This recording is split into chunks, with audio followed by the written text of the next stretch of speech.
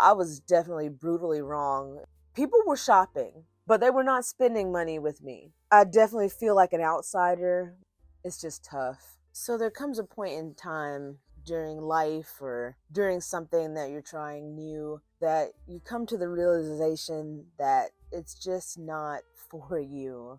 And I've definitely come to the realization that craft markets just are not my thing. In today's video, I'm going to go over some reasons why I am just not built for the craft circuit market, whatever. So grab you a cup of tea. Mine is pretty much done. Grab you a cup of something to drink and let's get into it. So at the beginning of this year, I told myself, this is going to be the year where I'm going to put myself out there. I'm just going to go whole hog. I'm going to do all of the craft shows, all of the craft markets, and I'm just going to put myself out there, try to network, try to build something, see how it goes. I've never done anything like that in my life. I did start like late last year doing like a couple of pop-up events, but they weren't really that big of a deal. I was just going to do it. I was just going to try it, see what happens. Started out the year strong. There was one craft show that I did that was actually a couple hours away from where I live.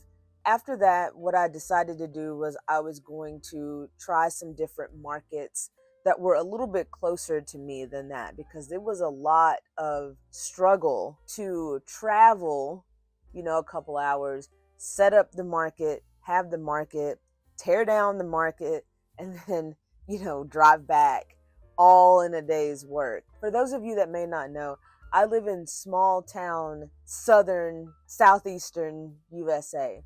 So yeah, there's not a whole lot of like big events that happen within a reasonable area where I'm at. I decided I was just going to try a bunch of them. I was going to try different ones at different places and just kind of go from there. With this being my first year, like my first real year of doing craft shows, I've ended up doing 8 or 10, something like that. It's been quite a few. One of the reasons that I just do not feel like craft fairs are for me is because there's just so much unpredictability when it comes to a market. I apologize if I sound a little tired. I actually had a craft market yesterday and it was exhausting. Luckily, the weather turned out beautiful. The temperature was great. All of that, none of that was a factor this time around. It strictly just had to do with I did not do that great.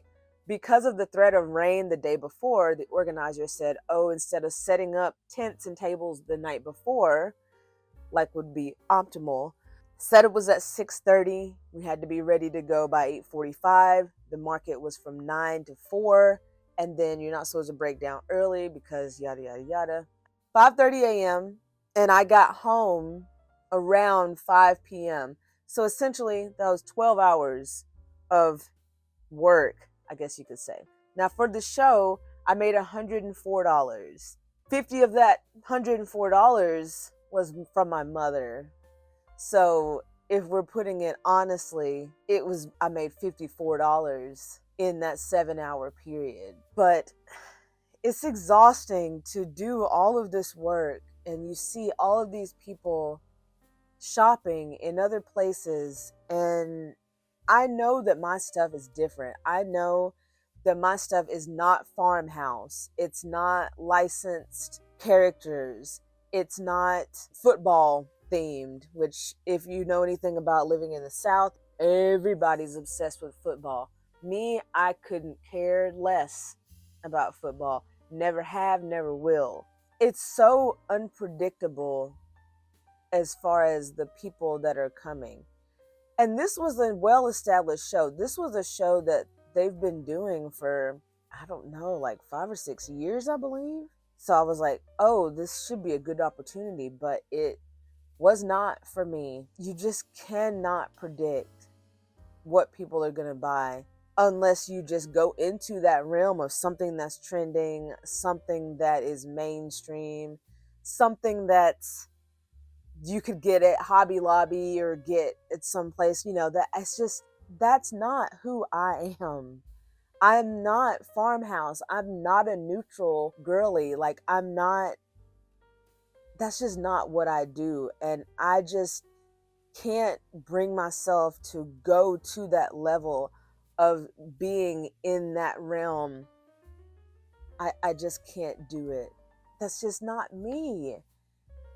And I just don't think that I want to deal with that unpredictability anymore. Another reason is going to be the unpredictability of the weather. And now this is something that I've touched on previous videos before. I'll link them here if you want to take a look at that. But the weather, you really cannot predict it, like for real. I mean, you can get a good estimate, but the South in the summertime, when a pop-up storm can come out of nowhere, the wind can come and move your tent over. These are things that are tough to handle, especially if you don't have all of the money in the world to pour into a tent with 200-pound weights or some sort of device that's going to hold this or hold this down. Like, I don't have a lot of extra money to just be spending on all of this stuff. I don't have a lot of people that I can even count on for, like, oh, can I borrow this? Or, oh, do you have something that I can, use for this thing? I don't have a big network. So I have very limited resources unless it's just us making something, us being me and my husband. Is it going to pour down raining? Is there going to be a fleet of bugs that are going to get at us? Like yesterday at the show, in this particular area, there were these tiny little bugs. They were like, I don't know what they were. They looked like just little gnats. But basically anything that had anything to do with wood, they were attracted to it. And I had a little wooden stand on my table and I had to flick bugs out of my face constantly until I realized about, I don't know, 3/4 of the way into the show that, oh, my wooden thing is attracting these bugs. So then I'm moving it around, and by that time I was just like, I'm breaking down. It's 3:45. I understand we're not supposed to break down early, but I'm sorry, I gotta go. I was mad. I did the show by myself as well. It was tough. Is I did not eat. I did not go to the restroom. I had a couple of snacks, but I didn't have anything like substantial. So I know that that was part of why I was not feeling good. I was over it. I had texted him earlier in the day and I said, I am never doing this again, ever doing this again. And I don't have any other shows that I'm lined up for next year because I've literally outdoor events. I'm done. I am done with them. Yeah, weather, the unpredictability of who's going to shop with you. And number 3, there's just so many things about in this area that are just, I don't know, I just don't belong in the craft market scene.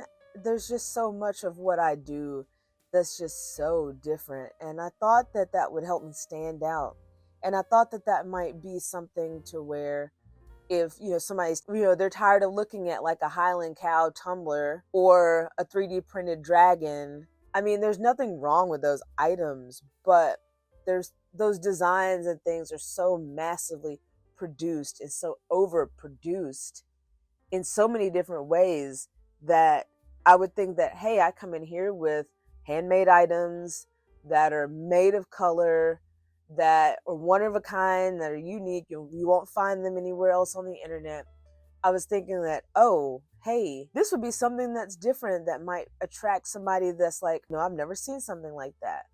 Well, I was definitely brutally wrong, especially with the show yesterday. People were shopping. People had bags and they were shopping. These people were spending money. They had bags, but they were not spending money with me at all. And I feel like my prices are very reasonable for what I do and the time that is put into them. So I definitely feel like an outsider when it comes to being in this area. Feeling like an outsider is something that I think I'm just done with wanting to have that chip on my shoulder, you know? I really feel like that if I were to just put myself more online, that I would be able to find my people a lot easier. And I know that that's something that's possible just based off of what I did last year.